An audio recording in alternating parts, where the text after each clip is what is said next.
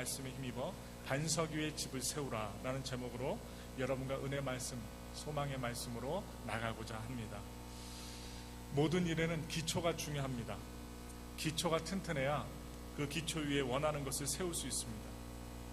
여러분도 다 공부를 하셨겠지만 공부를 하는데도 기초가 든든하지 않으면 그 다음에 공부를 따라가기가 너무 힘이 듭니다. 운동을 하더라도 기본적인 체력이 뒷받침되지 않으면 그 위에 기술을 더해서 좋은 결과를 찾아낼 수가 없고 누릴 수가 없습니다. 세계적인 미국 시인 롱펠로라는 그 시인이 그가 지은 건축가라는 시에서 이런 얘기했습니다. 세상 모든 사람은 운명과 시간 안에서 집을 짓는 건축가라고 시를 통하여 우리에게 알려주었습니다. 그래서 예수님께서도 오늘 본문에서 세상 모든 사람이 집을 짓되 지혜로운 사람은 반석 위에 집을 짓고 어리석은 사람은 모래 위에 집을 짓는다고 우리에게 말씀하셨습니다. 시편 127편 1절에 보면 여러분도 다 아시겠지만 이 솔로몬은 사람들이 인생을 짓는 집 가운데 하나님께서 함께 지어주시지 않으면 세우는 자의 수고가 모두 다 헛되다라고 우리에게 교훈 삼고 이야기해 줍니다. 그래서 예수님을 믿는 것이 간단하지 않습니다. 교회 맨 처음 나와서 새신자가 되어서 예수님 믿을 때 쉬워 보이는데 예수님을 믿다 보면 그리 간단하지 않아요. 예수님을 믿기 위해서는 십자가의 구원이 얼마나 위대한 것인지, 얼마나 큰 하나님의 사랑인가를 알아야 됩니다. 그래서 그것을 바르게 알고 바르게 믿음을 고백한 사람이라고 한다면 아무렇게나 살 수가 없습니다. 형식적으로, 가식적으로 믿는 채 하면서 살 수도 없습니다. 철저하게 하나님 사랑, 이웃 사랑, 그 사랑으로 실천하면서 살아갈 수밖에 없습니다. 그 진리를 잘 모르니까, 그 은혜를 잘 모르니까, 그 은혜로 받은 것들이 얼마나 귀한 것인지 잘 모르니까 믿는다고 하면서도 믿는 자답게 살지 못하는 것입니다.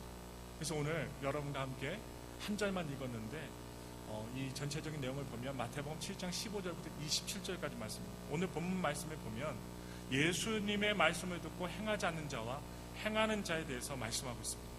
행하는 자에 대해서는 반석 위에 집을 짓고 행함이 없는 사람은 모래 위에 집을 지은 어리석은 사람이라고 간단 명료하게 말해주고 있습니다. 사람들은 이런 말씀을 보고 봐라, 행함이 있어야 한다, 행함으로 구원을 받는 것이지 믿음으로 구원을 받는 것이 아니다 라고 쉽게 얘기합니다. 그러나 이런 말씀은 그런 말씀이 아닙니다. 행함으로 구원받는다는 말씀이 아니라 오히려 믿지 않는 사람들에 대한 질책입니다. 예수님의 말씀을 믿지 못하고 예수님이 십자가를 믿지 못하고 가식적인 행함으로 구원에 이른다고, 그러니까 이르려고 하는 사람들, 그 어리석은 사람들에게 하나님께서 예수님을 통해서 질책하시는 말씀입니다. 오늘 말씀을 통해 우리가 가진 믿음이 얼마나 소중한 것인지 깨닫게 되시는 귀한 주일, 소망의 말씀의 시간이 되길 원합니다. 첫째로, 지혜로운 자는 반석 위에 집을 짓습니다.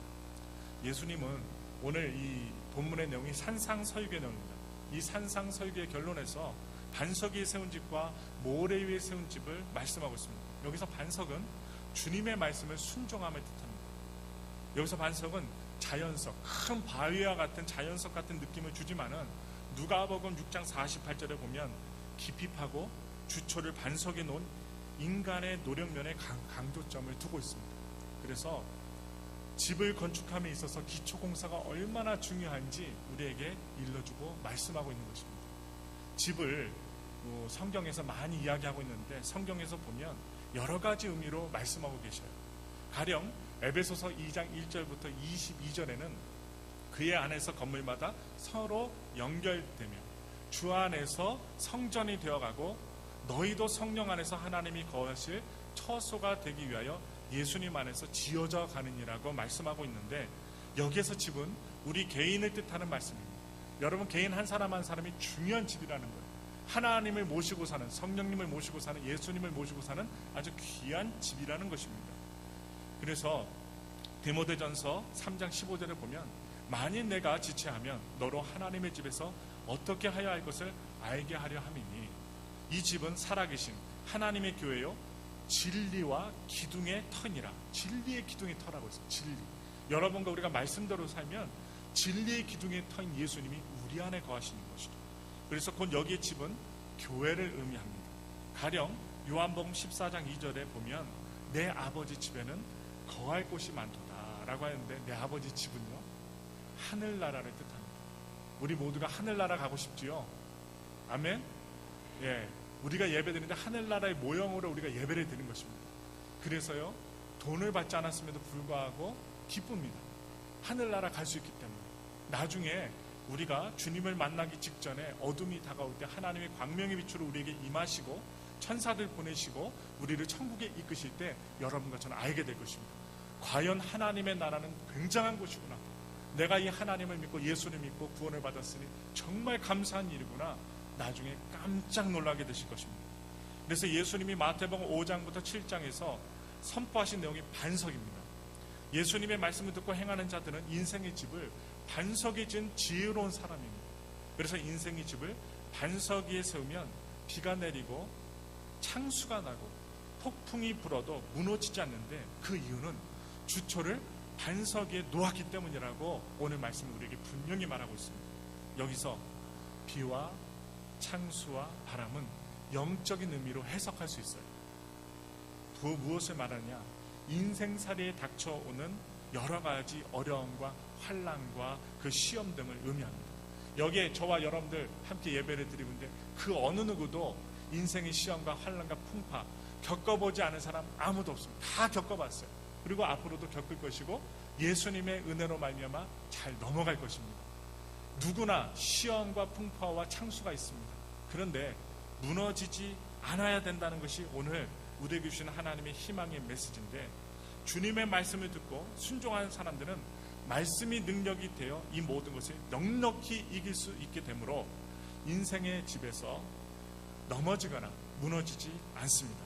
여기서 우리가 꼭 기억해야 될 것은 우리 주님의 말씀을 취사 선택할 권한이 우리에게 없다는 거예요. 무엇을 골라서 선택할 권한이 없고 절대 순종해야 된다는 거예요. 하나님의 말씀이라면 아멘하고 눈 딱 감고 순종하며 나가야 된다는 그 사실 말씀을 드리면서, 개인의 신앙을 완성함에 있어서나 교회를 건설함에 있어서나 나아가서 천국을 확보함에 있어서 그 기초적인 요소는 무엇일까요? 주님의 말씀을 듣고 그대로 행하는 것입니다. 만일에 오늘 이 말씀을 듣다가 찔리시는 분들 계시면 한번 하나님께서 기도하다가 주시는 말씀 있으면 순종 한번 해보세요. 이해가 되지 않고 계산기 두들기면 마이너스고, 또 정말로 설득력 없는 하나님의 그 말씀이 우리에게 임했을 때 한번 순종해 보세요. 그러면 어떠한 결과가 나오는지 한번 실행해 보셨으면 좋겠어요. 신앙은 분명히 우리 인생의 집을 짓는 데 있어서 기초공사를 하는 것입니다. 기초공사는 먼저 하여야 될 뿐만 아니라 보이지 않는 것에 힘을 기울여야 하는 것입니다. 그래서 기초공사는 땅을 파고 돌을 묻는 공사입니다. 한번 집을 지어보신 분들은 아실 겁니다. 기초공사가 안 돼 있으면 어떻게 될까요? 우리 미국에 있을 때 토네이도 같은 것, 아니면 엘파소에 강한 바람이 불면 집이 다 날아가 버리고 무너질 것입니다. 그래서 기초공사는 땅을 파고 돌을 묻는 공사인데, 좋은 기둥을 세우고 아름다운 창문을 달고 페인트를 칠해서 아름답게 꾸미는 이 지상의 공사는 투자하는 것만큼, 노력하는 것만큼 사람의 눈에 보입니다.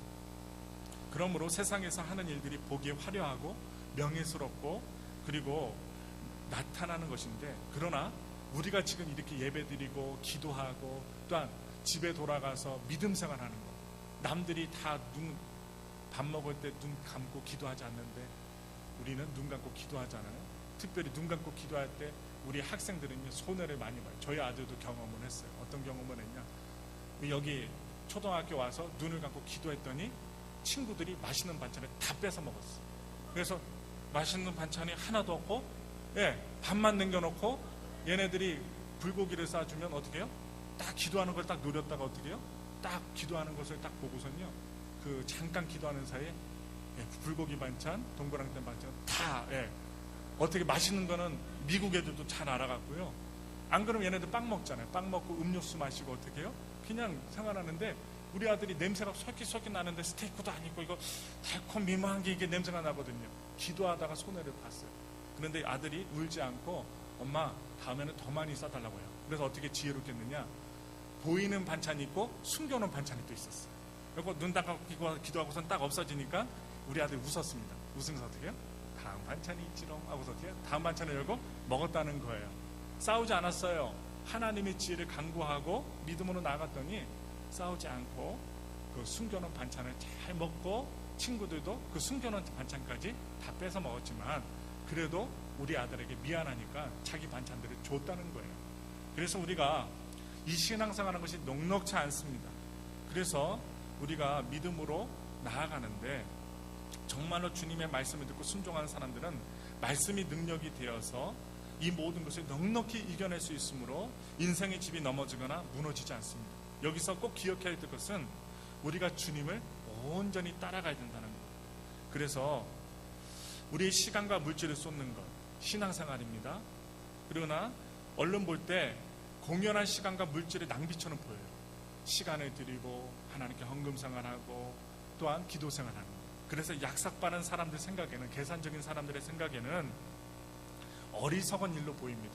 세상에 나가서 돈을 벌면 돈이라도 더 벌고 너의 이력이라도 더 쌓을 수 있는데 하나님께 예배 드리고 기도하면 돈이 나오냐 쌀이 나오냐 하늘에서 금은보화가 떨어지냐 세상 사람들은 우리들에게 이렇게 비난하고 약 올리면서 얘기를 하지요. 그래서 여러분 어떤 악덕 건축업자들은 보이지 않는 부분인 기초공사를 아주 허술하게 하고 보이는 부분만을 아름답게 꾸며서 집도 팔아버립니다. 물건도 팔아버립니다. 그래서 우리가 잘 사야 되잖아요. 잘 사야 되는데 속을 때가 많아요. 얼른 보아서는 분별하기 어렵습니다. 그러나 겨울이 지나고 봄이 지나고 또한 가을과 여름이 지나면 알 수 있게 됩니다. 여러분 집을 짓는데 기초공사는 결코 낭비하는 것이 아닙니다. 오히려 가장 소중하고 가치 있는 일들을 하는 것이에요. 그리고 그 진가가 나타날 때는 평시가 아니라 위에서는 비가 내리고 아래서는 창수가 나고 옆에서는 바람이 부딪혀서 말하자면 역경이 다가올 때 기초가 튼튼한 집과 약한 집이 한가름 납니다. 믿음과 신앙생활도 마찬가지입니다. 역경이 다가올 때 연약한 목회자와 성도들은 넘어집니다. 그리고 어떻게 해요? 모든 것을 내려놓습니다. 주님을 떠나갑니다. 그러나 평소에 믿음생활, 신앙생활, 말씀을 붙잡고 생활하는 생활 하셨던 분들은 흔들리지 않습니다. 예수님께서는 삶 속에서 비와 창수와 바람이 부딪히는 일들이 있음을 말씀하고 있습니다. 여러분 예수 믿는다고 어려움 없어요? 있습니다. 목회자도 있고 성도들도 있습니다. 어려움도 있고 마음 상할 일도 있고 또한 기도 열심히 하려고 하면 가장 가까운 사람들이 우리를 어렵게 만들어서 힘들 때가 한두 번이 아니에요. 그래서 예수님께서 시험과 환난을 당하는 때가 있음을 우리에게 알려주셨어요. 집을 견고하게 짓는 것은 바로 이때를 위함인 것입니다. 인생에 있어서 고난과 시험이 없는 삶이 어디 있겠습니까? 지혜로운 믿음의 사람은 평화로울 때를 준비하는 것이 아니라 그러한 환난 때에 넘어지지 않고 부서지지 않기 위해서 믿음을 세상과 사람들 말에 기초하지 않고 세상 사람들 말, 세상에서 말해주는 언론의 말들 거기에 기초하지 않습니다. 하나님의 말씀 그 뜻 위에 견고하게 세우는 사람입니다. 오늘 저와 여러분들이 사람들의 말에 귀 기울이지 말고 하나님의 말씀에 귀 기울여서 하나님이 주시고자 하시는 은혜와 축복을 온전히 받아 누릴 수 있는 지혜로운 반석에 세운 믿음의 성도와 목사가 되길 소망합니다. 두 번째입니다. 어리석은 자는 모래 위에 집을 세웁니다. 여기서 모래는요 주님의 말씀을 듣고 순종하지 않음을 뜻합니다. 아주 간단해요. 이 세상에 많은 사람이 주님의 말씀에 순종하는 것을 싫어합니다. 싫어하는데 그 이유는 주님의 말씀에 순종하려면 부담이 됩니다. 부담이 되고 힘이 들고 손해를 본다는 손해의식이 있기 때문입니다. 내가 예수를 믿고 하나님 섬기면 꼭 손해보는 것 같아요. 그리고 옛날 때는 하나님 믿지 않고 예수를 믿지 않을 때는 내 멋대로 해, 내 주장대로 했을 때는 손해보지 않았어요. 남들도 어떻게 해요? 내가 제압할 수 있고 힘도 낼 수 있고 하는데 예수 믿고 나서는 좀 참아야 되고 인내해야 되고 좀 이렇게 화가 나도 예수님 때문에 함부로 행하지 못하니까 무엇인가 부담이 됩니다. 그런데 여기서 우리가 살펴봐야 될 것 먼저 있어요. 어리석은 자신의 공로 위에 지은 집이 모래 위에 지은 집이라는 거예요. 어리석은 자들은 자신의 행위와 자신의 공로에도 신앙을 세우러 갑니다. 그 자신의 공로, 내가 뭐 했다, 내가 무엇을 했습니다, 내가 무엇을 보여줍니다. 여기에 공로를 세워요. 자신의 의로움, 자신의 공로, 자신의 선행을 가지고 구원을 받으려는 사람은 참으로 어리석은 사람입니다. 자신의 의로움이나 공로나 선행을 지향하는 사람, 자랑하는 사람은 참 어리석은 사람이라고 예수님께서 오늘 말씀을 통해서 우리에게 교훈해 주셔요. 그것 자체가 나쁜 것은 아닐 것입니다. 의롭게 살고 선을 행하면서 살고 또한 공로를 많이 세우려고 노력을 해야 하는 것입니다. 그러나 그것은 모래 위에 세운 집일 뿐이라는 것입니다. 언제 무너져 버릴지 모르는 아주 위험한 것이라는 거예요. 우리 공로를 의지하고 또한 나를 자랑하고 내 것을 자랑하는 신앙생활, 모래 위에 세운 그 신앙이라는 거죠. 그런 선함 때문에 예수 그리스도의 십자가의 공로를 무시하는 어리석은 사람이 되기 쉽다는 것을 알려주고 있어요. 차라리 나는 선을 행하지 못합니다, 죄가 많습니다, 의롭게 살지 못했습니다, 그것을 인정하고 깨닫는 사람은 하나님을 철저하게 의지합니다. 목회자도 성도들도 내가 연약한 것을 아는 사람은 철저하게 하나님께 기도합니다. 나 연약하기 때문에 주님 도와주셔야만 됩니다. 철저히 하나님의 말씀을 붙잡습니다. 그래서 그 십자가를 믿는 신앙은 반석 위에 세운 신앙이고 자신을 믿는 신앙은 모래 위에 세운 신앙이라고 예수님이 말씀하십니다. 또 있어요. 이 세상의 부귀 영화 위에 집을 지은 것이 모래 위에 지은 집입니다. 지혜로운 사람은 보물을 하늘 위에 둡니다. 쌓아두는 사람이라고 말씀하셨어요. 어리석은 사람은 보물을 땅에 쌓아두는 사람이라고 했습니다. 보물을 하늘에 쌓아두는 사람은 하늘나라의 최고의 가치를 두고 그 하나님 나라에 들어가기 위해서 최선을 다하는 사람을 말하고 있어요. 그러나 보물을 땅에 쌓아두는 사람은 이 세상의 삶에, 이 세상의 부귀영화에 최선을 다하는 사람이라는 것입니다. 여러분, 이 세상은요 모래 위의 세상입니다. 그냥 신기루 같아요. 여러분, 오늘 예배를 드리시잖아요. 소망 있고 꿈을 갖고 내 자녀가 잘 되길 원하잖아요. 근데 우리는요 항상 주장합니다. 하나님, 우리 집이 잘 살면 하나님께 헌금할게요. 하나님, 우리 아들이 변호사가 되고 의사가 되고 좋은 대학에 들어가면 감사하고 주님을 더 잘 섬길게요. 많은 사람들이 무엇을 봐요? 목표만 봐요. 무엇이 되면 하겠다고 합니다. 그런데 어리석은 모래 위에 지은 사람들은 다 이렇게 얘기하지만 반석 위에 세운 사람은 어떻게 해요? 그리 아냐실지라도 저는 하나님을 섬깁니다. 지금 쌀독에 쌀이 떨어졌는데 그래도 한 번 먹을 수 있는 쌀이 있음에 감사합니다. 남편을 보고 아들을 보고 딸을 보고 아내를 보고 뭐라고 얘기해요?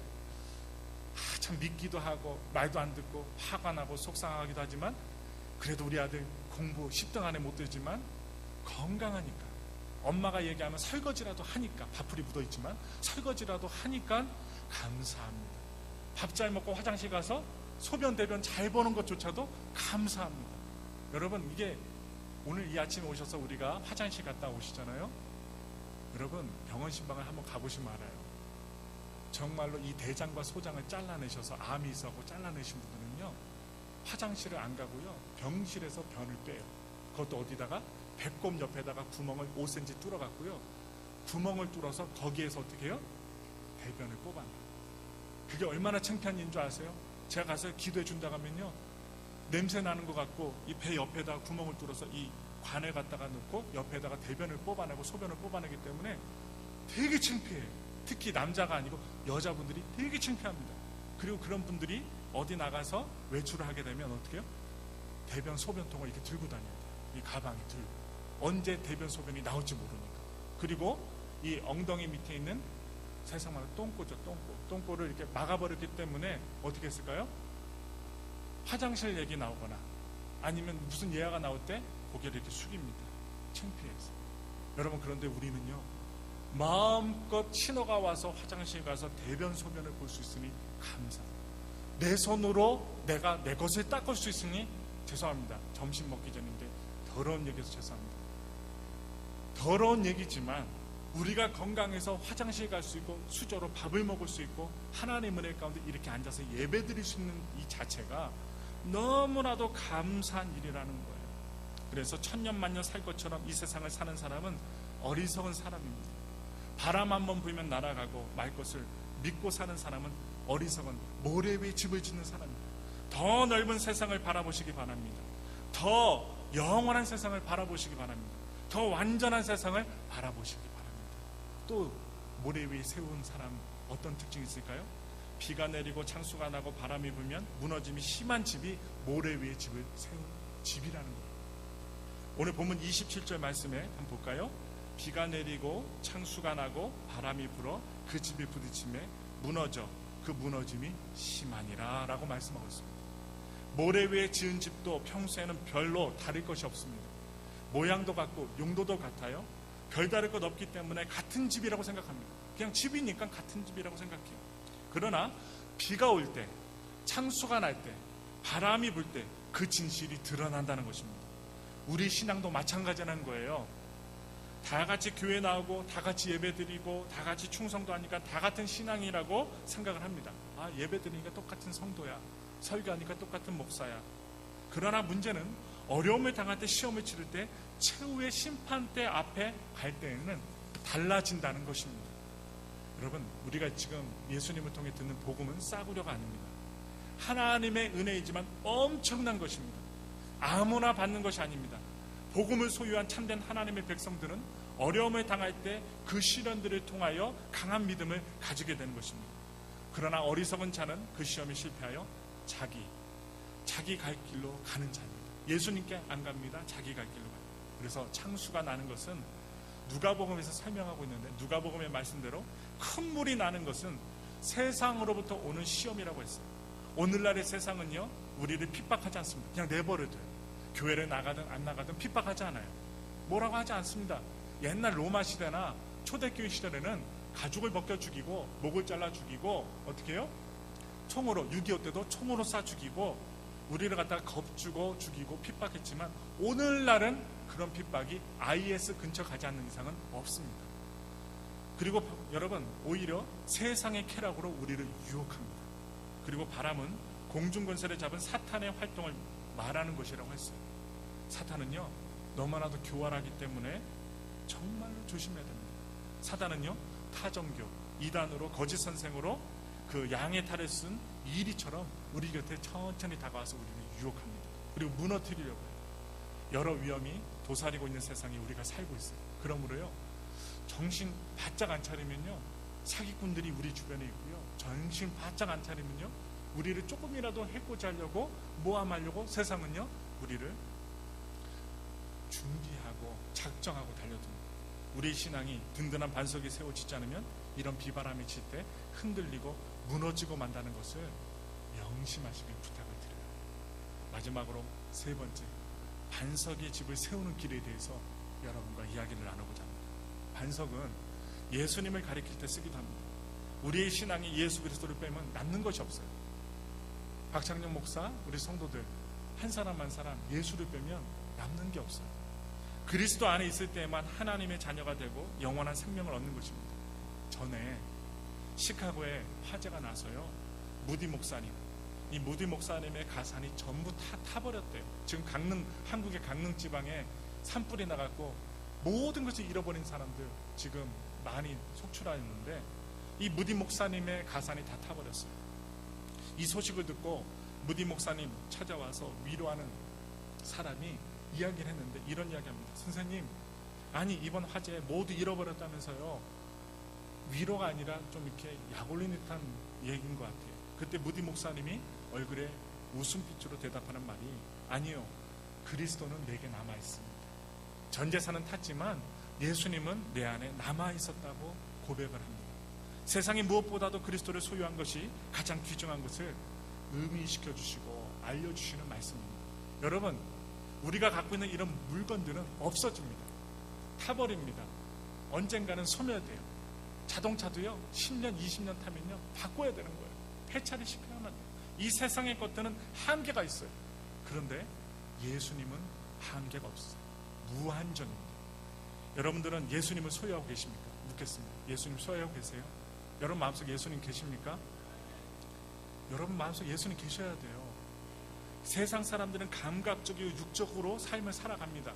나한테 하나님이 무엇인가 응답을 주시면 예수님 믿고, 나한테 조금 불이익을 주시면 교회 안 가, 성경 말씀 안 믿어. 우리도 여기는 안 그렇습니다. 세상 사람들은 그래요. 한번 교회 나와보라, 하나님께 기도해보라 하면 뭐라고 얘기해요? 나한테 응답 주시면 내가 한번 나가볼게, 한번 믿어줄게, 하나님 믿어줄게, 이런 얘기합니다. 근데 여러분들은 저는 그렇지 않아요. 그렇지 않아도 주님을 믿는 것입니다. 그래서 세상 사람들 그들의 주인은 물질이라고 합니다. 그들의 주인은 권력이라고 합니다. 그들의 주인은 명예와 인기라고 합니다. 잠시 잠깐 부귀영화 빈천의 고통도 잠시 잠깐인데 쾌락을 추구하고 사고 그 인생 짧은 인생 세상의 것들을 따라 살아요. 짧은 세상을 살아가면서 우리는 예수님의 반석에 집을 세우고 살아가야 돼요.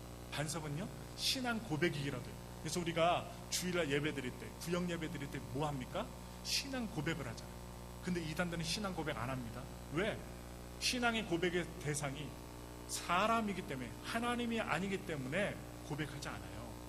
그래서 우리는 예수님을 반석에 살면서 신앙 고백하는 베드로 사도가 마가복음 16장 16절에 주는 그리스도시요 살아계신 하나님의 아들이시니다 라고 고백했을 때 예수님께서 너는 베드로라 내가 이 반석에 내 교회를 세우리니 음부의 권세가 이기지 못하리라 말씀하셨습니다. 신앙은 철저하게 반석, 즉 예수 그리스도를 그리고 예수님을 그리스도요 하나님의 아들이라고 고백하는 그 믿음의 고백 위에 세워져야 됩니다. 여러분들 오늘 예배 드리셔요. 잠시 잠깐 오면 예배가 끝납니다. 오늘 예배를 드리실 때 예수님은 나의 구주가 되십니다. 비록 내가 지금 어렵고 힘들지만 주님을 의지합니다. 목사를 의지하지 않습니다. 옆에 있는 내 교우를 의지하지 않습니다. 내가 내 몸으로 난 내 자녀조차도 의지하지 않습니다. 예수님을 의지합니다 라고 고백하셔야 돼요. 이러한 믿음의 고백을 주님께 드리는 성도들은 혼자 신앙생활하지 않습니다. 주님과 함께 살아갑니다. 그러니 어떻게 절망하지 않습니다. 그리고 어려운 가운데 기도합니다. 그래서 우리 믿는 사람들이 어려움이 딱 다가오면 제일 먼저 하는 말이 뭐예요? 욕하지 않습니다. 주여가 나와요. 주여. 아들이 속삭일 때 주여. 남편이 뜻하지 않게 아내가 뜻하지 않게 내 마음을 아프게 할 때 화를 내고 욕을 하는 것이 주여. 근데 이 주여가 안 나오고 화를 내시는 분들은 은혜가 떨어지신 분들이에요. 오늘 성찬에 대할 때 주여가 나오게 하시고 예수님의 이름으로 고백하는 삶을 살게 달라고 회개하며 기도하셔야 돼요. 그래서 우리의 주인 되신 예수님의 말씀에 따라 살기 때문에 그 결과를 분명히 알고 살아갑니다. 해피엔딩입니다.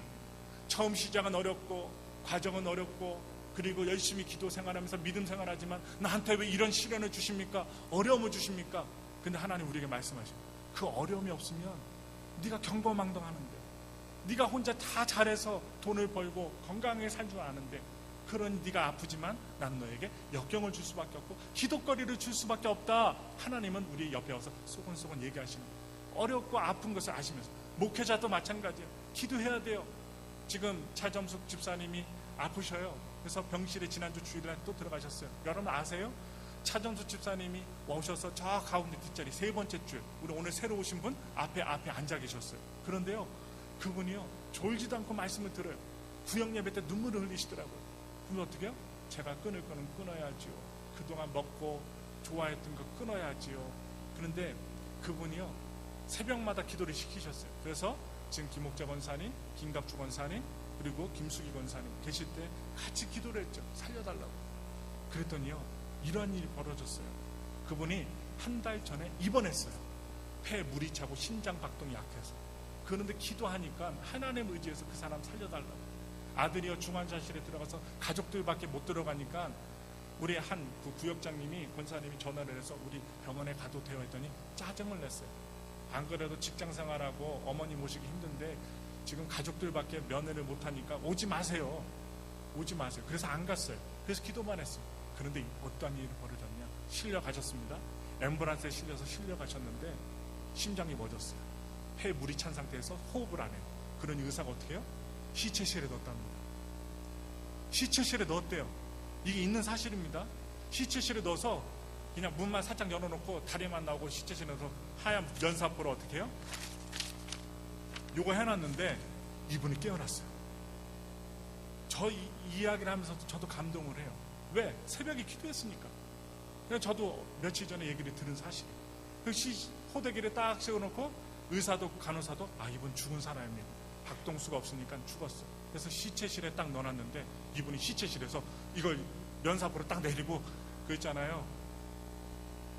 속옷도 안 입고 이 겉에 병실 복만 입고서 뚜벅뚜벅 나사로처럼 나온 거예요. 그 간호사도 놀래고 의사도 아이고 이 사람 아니 죽었는데 왜 이렇게 나와갖고 뚜벅뚜벅 걸어. 얼굴이 하얗게 백지창처럼 됐다는 거예요. 그런데 하나님이 깨워주셨어요. 하나님 깨워주셨어요. 언제까지 사실지 몰라요. 지금도 중환자실에 계셔요. 기도합니다. 그런데 여러분, 죽은 자도 살리시는 하나님, 우리 엘파소에서 역사하셨어요. 여러분 믿기지 않으시면 나중에 차전수 집사님 오시면 얘기해 보시라니까요. 텍사스 텍 병원에 가서 물어보시라니까요. 의사와 간호사가 놀래서, 아니 하얗게 백지창처럼 죽었던 사람이 뚜벅뚜벅 걸어나서 여기가 어디요? 내가 병실이 몇 호실이요? 딱 물었더니 다 놀래 자빠졌다는 거예요. 그런데요, 저는 분명히 기억해요. 차점숙 집사를 위해 기도했습니다. 하나님 살려주세요. 그분이 어떻게 해요? 마지막 때가 되어 은혜를 받더라고요. 설교를 들을 때 아멘 아멘. 병실에서 고백했던 내용이 있어요. 그 병실에서 나의 영원하신 길여 생명보다 이 찬송이 끊임없이 나옵니다. 험한 골짜기 걸어가도 외롭지 않다는 거. 그것이 가사로 막 흘러나오면서 우시는 거예요. 그래서요, 저희가 15분 있을 거를 1시간 있다 왔어요. 간증하는 소리를 듣고.